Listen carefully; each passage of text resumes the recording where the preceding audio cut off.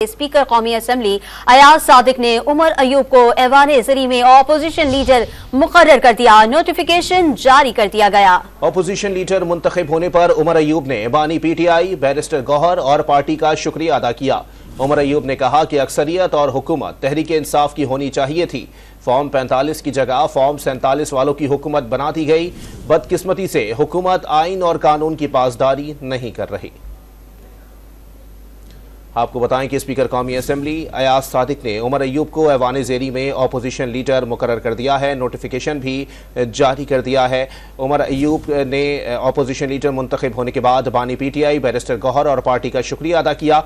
उमर अयूब ने कहा कि अक्सरियत और हुकूमत तहरीक इंसाफ की होनी चाहिए थी। फॉर्म 45 की जगह फॉर्म 47 वालों की हुकूमत बना दी गई। बदकिस्मती से हुकूमत आइन और कानून की पासदारी नहीं कर रही।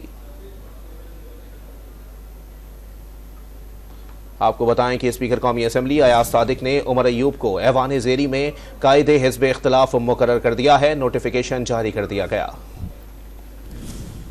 सबसे पहले अपने वज़ीर आज़म जनाब इमरान खान साहब का शुक्रगुजार हूँ, अपने पार्टी के चेयरमैन जनाब बैरिस्टर गौहर साहब का, अपने चीफ विप आमिर डोगर साहब का, जितने हमारे पार्टी के साथी हैं, अपोजिशन के साथी हैं, उनका मैं शुक्रगुजार हूँ जिन्होंने इस काबिल समझा कि मुझे चीज़ को नॉमिनेट किया बहैसियत लीडर ऑफ द अपोजिशन। और आज स्पीकर साहब का भी और उन्होंने बाकायदा स्क्रूटनी करके और नोटिफाई कर दिया है।